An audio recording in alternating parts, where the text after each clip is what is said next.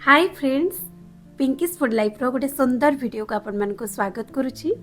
चलतु आज वीडियो बनैबा आम चूड़ा और अटारे गोटे सुंदर मिठा रेसिपी।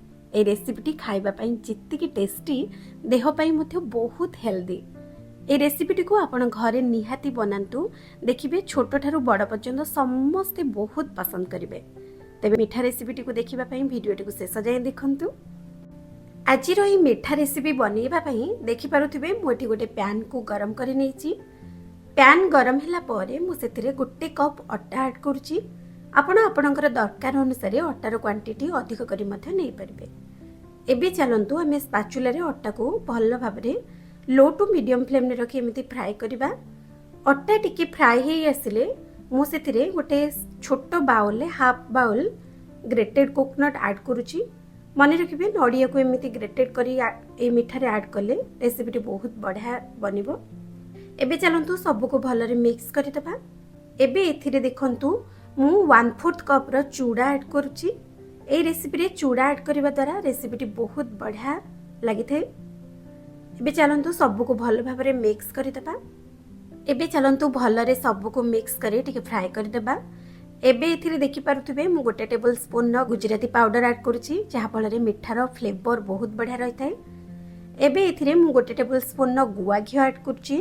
एबे सबको स्पैचुला रे एमिति चलंतु भलरे मिक्स करदेबा।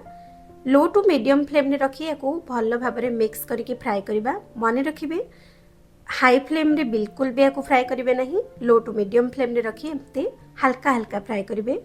एबे देखि पारुथिबे हमर अटा भल भाबरे फ्राई हो जाइछि। चलंतु एबे हमें गैस रो फ्लेम को ऑफ कर देबा एवं अटा को ठंडा होबा पई छाडिबा। एठी देखंतु मु गोटे पैन रे 150 ग्राम रो पाखा पाखी गुड़ नेछि। एबे हमें गुड़ को मेल्ट करिबा। गुड़ मेल्ट होबा पई मु सेथिरे एबे टिके हल्का पानी दे दूची। एबे चलंतु हमें धीरे धीरे गुड़ को एमते मिक्स करी करी मेल्ट करिबा। गुड़ आमर भल भाबरे मेल्ट हे आसीबो जेतेबेले आमे देखिबा सेतरे किछि टिके फोमिंग हे आसीबो। एमिति भल भाबरे फोमिंग हे आसिले आमे जानिबा जे गुड़ आमर भल भाबरे मेल्ट हे जाइछि। देखि पारुथिबे गुड़ केते भल भाबरे मेल्ट हे जाइछि। एबे चलंतु आमे गैस रो फ्लेम को ऑफ कर दबा। एठी देखि पारुथिबे हमर जो अट्टा पाउडर आमे फ्राई करथिले मु ताको गोटे बाउल ले काढी नै जाइछि।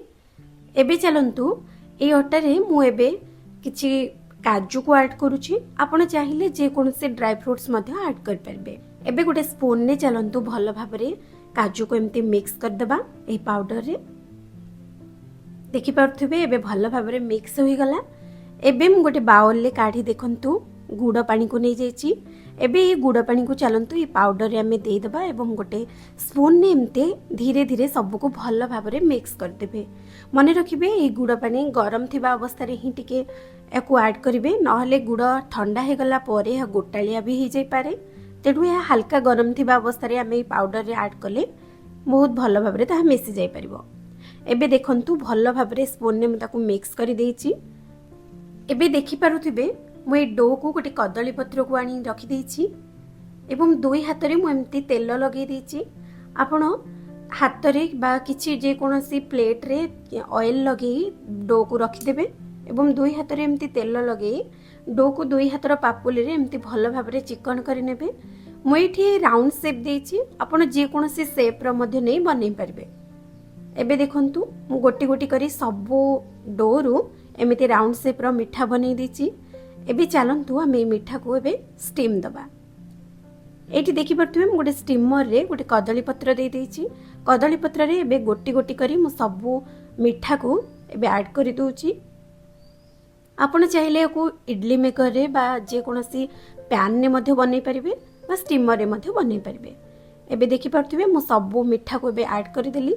एबे चलंतु हमें कवर करी ताकू 5 रु 10 मिनिट जाय मीडियम फ्लेम रे ही स्टीम दे दबा। 10 मिनिट परे एबे चलंतु मु कवर काढी आपण मानको देखै दोछि। मिठा हमर केते सुंदर भाबे रेडी ही जाइछि। एबे मु स्पून ने आपण मानको गोटे मिठा देखै दोछि। देखंतु केते सुंदर भाबे बनिछि।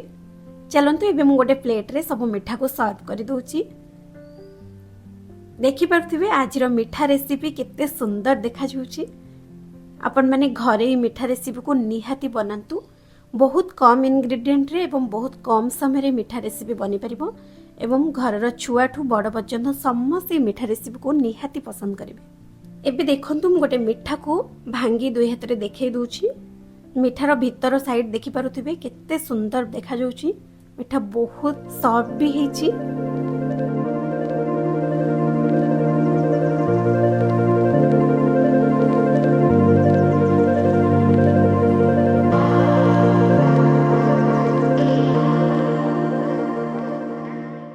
आजिर भिडियोटी जदि आपण मानकु भल लागि थाए तेबे भिडियोटी को लाइक एवं शेयर करिवे। जदि मो चैनल ले नुआ देखुथांती तेबे प्लीज मो चैनल को सब्सक्राइब करिवे। पुणी देखा हबा गोटे सुंदर भिडियो रे गोटे स्पेशल रेसिपी सहित। सेति पर्यंत रहूची। नमस्कार।